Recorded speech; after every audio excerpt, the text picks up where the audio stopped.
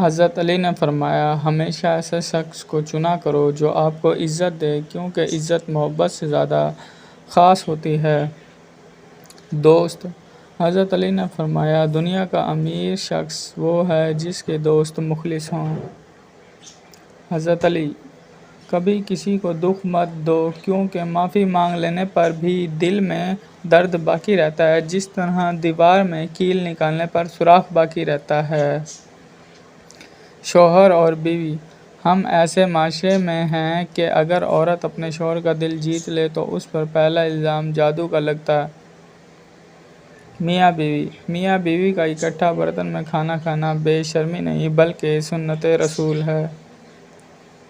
بیویاں۔ بیویاں جوانی میں مالکن، ادھیڑ عمر میں دوست، بوڑھی عمر میں نرسوں کا کردار ادا کرتی ہیں۔ عورت۔ عورت کی طبیعت میں ایک عجیب طرح کا تضاد ہے کہ وہ غریب شوہر سے پیسے مانگتی ہے اور پیسے والے شوہر سے پیار مانگتی ہے۔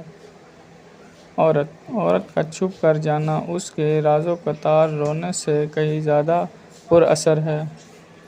عورت کی بربادی۔ اور پھر مرد کی لاپرواہی عورت کی ذہنی بربادی کا سبب بنتی ہے۔ باپردہ عورت۔ باپردہ عورت غیرت مند بھائی، غیرت مند باپ اور غیرت مند شوہر کا فخر ہوتی ہے۔ مرد۔ دنیا کہتی ہے مرد بہت بڑا بے وفا ہے، اور اللہ نے ساری کائنات محمد صلی اللہ علیہ وآلہ وسلم کی محبت میں بنا دی جو کہ ایک مرد ہیں۔ مرد کا کردار۔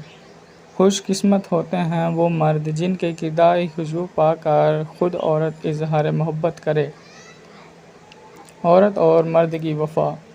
مرد کی وفا کا پتہ عورت کی بیماری میں لگتا ہے کہ کھوٹا سکہ ہے یا کھرا، اور عورت کی محبت بے روزگاری میں پتہ چلتی ہے کہ وہ کاغذی ساتھی ہے یا واقعی شریک حیات۔ طاقتور عورت۔ کمزور سے کمزور عورت بھی طاقتور ہو جاتی ہے جب اسے عزت دینے والا مرد کا ساتھ مل جاتا ہے۔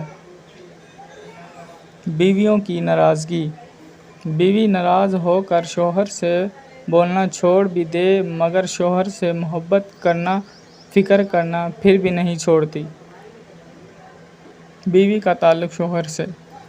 ام المومنین حضرت عائشہ صدیقہ رضی اللہ عنہا کو مخاطب کر کے رسول اکرم صلی اللہ علیہ وآلہ وسلم نے فرمایا، اے عائشہ، میں تمہاری ناراضگی اور خوشی کو پہچان لیتا ہوں۔